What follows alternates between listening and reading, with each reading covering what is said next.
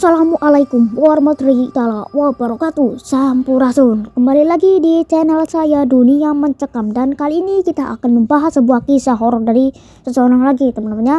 Dan cerita kali ini tuh adalah berjudul tentang guna-guna, yang dimana guna-guna ini adalah tentang santet gitu kan. Oke, tanpa banyak bicara lagi, kalian penasaran dengan ceritanya? Langsung saja mulai ke videonya.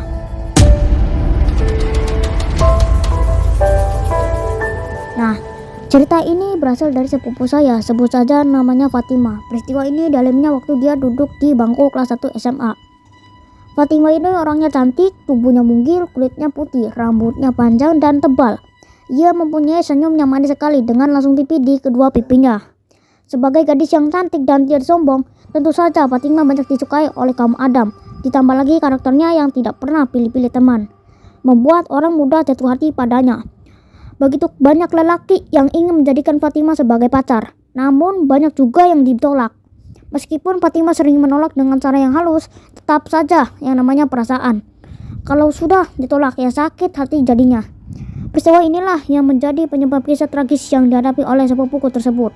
Oke, suatu malam sesudah sholat maghrib, Fatima pergi ke WC hendak buang air kecil. Setelah buang air dari air kecil ke WC, ia merasakan ada yang aneh dengan kepalanya. Fatima merasa ada yang menarik kepalanya ke samping secara paksa. Rasanya sakit sekali. Ia pun tak bisa menggerakkan kepalanya. Fatima segera memanggil ibunya dan memberitahukan apa yang terjadi. Namun ibunya mengira barangkali ada salah urat biasa. Oke.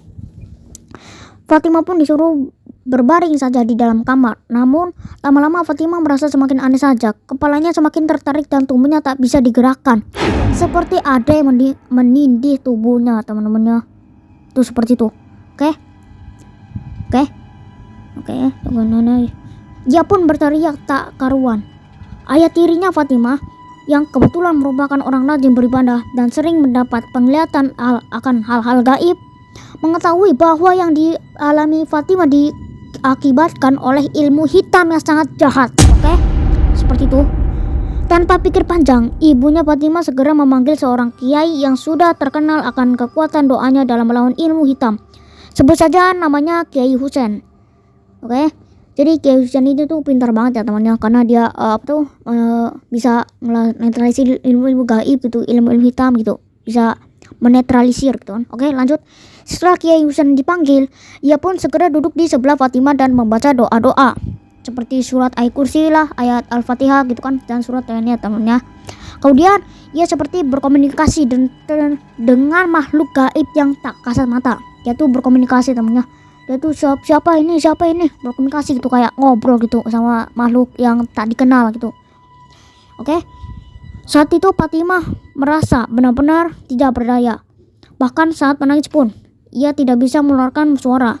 Matanya pun susah berkedip dalam perjuangannya melawan sakit. Disitulah pertama kalinya Fatimah melihat makhluk gaib. Ia melihat ada dua sosok makhluk sebesar berbulu hitam lebat, hampir seperti gorila. Akan tetapi wajahnya berbeda. Seperti binatang, ia tak tahu binatang apa. Mata makhluk itu berwarna merah menyala. Kedua makhluk itu masing-masing berada di sisi kanan dan di kiri Fatimah. Oke. Keduanya yang menahan tubuhnya sehingga tak mampu bergerak. Sedangkan di bagian kepalanya adalah sosok makhluk dengan ciri-ciri seperti kuntilanak. Oke, seperti itu.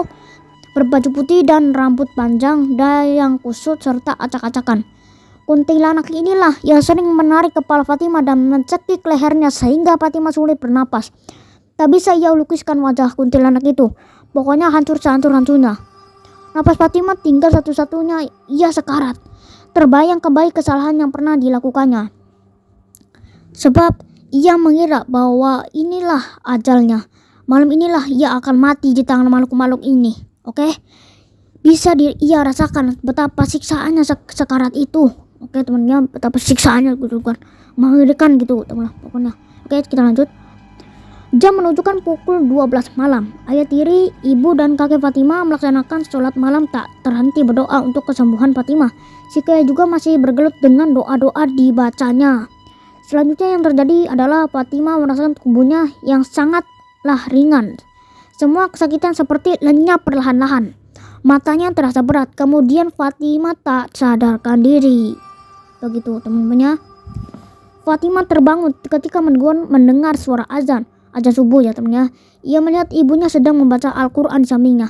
Kemudian Fatimah pun tertidur lagi dan terbangun ketika hari sudah siang. Saat itu Fatimah merasa tubuhnya sudah segar bugar. Fatimah pun bertanya pada ibunya apa yang sebenarnya terjadi.